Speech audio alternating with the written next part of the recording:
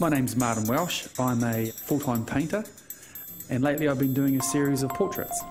And I'm really trying to not just capture a likeness to the person, but I'm trying to get a bit of their essence and a bit of their character and try and put that down on canvas. The person that I'm painting today, I'm actually quite looking forward to. It's Jan Maree. She's a qualified teacher, a one-time sex columnist, but she's best known as an award-winning stand-up comedian. Jan, hi. Hey Marty, how you doing? Pleased to meet you. How are you? I'm really excited about today. Oh, good. Really No. cool. Yeah, no, I'm excited as well. Well, you don't spare a lot of detail. Is it best if I sit up straight, do you think? How many people know that you're a trained teacher? I don't think very many. Do you think a lot of people would be surprised by that? I know they are. For this kind of self-confessed, very out there, white trash bogan from the Hutt Valley going, Metallica, and generally people are surprised. The reason I stopped teaching was because I didn't think I was ready to be in a classroom and be a role model and a leader and an example. How did that evolve into stand-up? I mean, was there a catalyst or a defining moment? I used to do poetry when I was at Tico. I liked writing funny poems. I mean, I spent a lot of time, like most teenagers, writing the poems. The sea is black, my heart is black, my tears are black, you are a beep. And I love performing. I always have. You look at photographs of me when I was 3, sitting, you know, I was always the one in the middle of the photos making funny faces and stuff. I like attention. And then my friend Karen moved to Auckland, and then she phoned me one time and went, Jan, you've so got to come and do this gig, it's totally awesome, it's an open mic night at Kenny O'Brien's. And it was a couple of years of battling, and by 1999 I think I started seeing the wood for the trees and things started falling into place. Okay, the worst gig ever. I just won the Billy T Award. I got asked to go on the road with ZM, helping out their drive announcer. They were doing this tour from Makago to Whangarei. So anyway, so I'm all nervous and I've had my beer and I'm going, oh God, this first gig, and ZM sort of backed me on this thing and I don't know, I want to impress them. And I stood up on stage. I was introduced by Nick Tazza, you know, this is Jan Maree, and everyone's clapping, and this table of drunk students. And I just walked up on stage, grabbed the microphone, and went, hi, I'm Jut. That's as far as I got into my name before the dude stood up and went, show us your... Yeah, the fact that Jan does move can be a bit of a distraction from the technical side of it, painting, when you want her just to stay still, just for, you know, 2, maybe 3 seconds at the most, and Jan won't. So you have to work pretty quick. So how does a comedian get into a reading program? I work a lot with the Alan Duff Charitable Trust, which Duffy, is? Duffy Books and Homes. So working with Decile 1, Decile 2 schools, giving out twice a year. They have role models go into schools, speak briefly about the benefits of reading, and then present boxes of books to classes and awards for being a good reader. And, you know, for kids coming from, dare I say it and sound like some overeducated whitey, but, you know, lower socioeconomic areas. And that, you know, when there's other stuff going on, when you open a book, you can disappear into another world, and that's a beautiful gift to be able to give someone who may not necessarily be looking at the greatest environment around them, you know.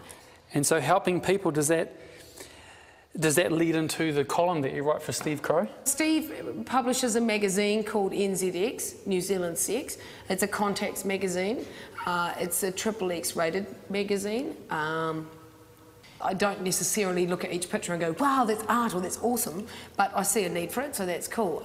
I wrote 12 articles or columns that satisfied some inquiry in my mind, that helped me answer a lot of questions that I had, that hopefully helped shed a bit of light to otherwise ignorant men who think that foreplay is telling a woman she looks nice. That's not foreplay, okay? There have been small conflicts in the past. I don't swear in front of my kids. I certainly don't take pornography into classes and go, this is what I do. I consider that my writing for NZX was an adults-only thing, designed for adults. And God help me, you've got to be if I had caught one of my kids with one of those books, there would have been hell to pay. The thing that I like about Jan's face is the structure, is the deli background. I mean, she does have the pronounced cheekbones, and dare I say it, she does have a deli nose, But these are all characteristics that make up Jan, so they'll be, there won't be too much of a challenge. It'll be a nice painting to do. You're from a deli background. How important is that in your everyday life? I mean, with family, friends, and... I'm really proud of my culture. I think it's really funny that people have asked to see my spots, or they do make a delicatessen reference. My mother's from the South Island, and we lived in the North Island, so I had more contact with the deli side of my family, my dad's side of the family, than my mother's. So it was really a big part of my upbringing. Family, really important. In each other's faces all the time. In all the, what are you doing? Well, the delis, right, are called by the Māori Ngāti Tarara. And tarara was apparently what delis sounded like when they were speaking in native tongue to the Northland Māori when the gum diggers first came here, which is how my grandfather, my dida, came to New Zealand to mine Cody gum. My grandmother was a little taken aback by how open I was with my language and how easily I found to sort of say what I thought at a very young age. So, yeah, I'm very proud of the oral tradition that I've inherited from my father's side of the family, from the deli side, being a chatty person and a talker and free with my ideas.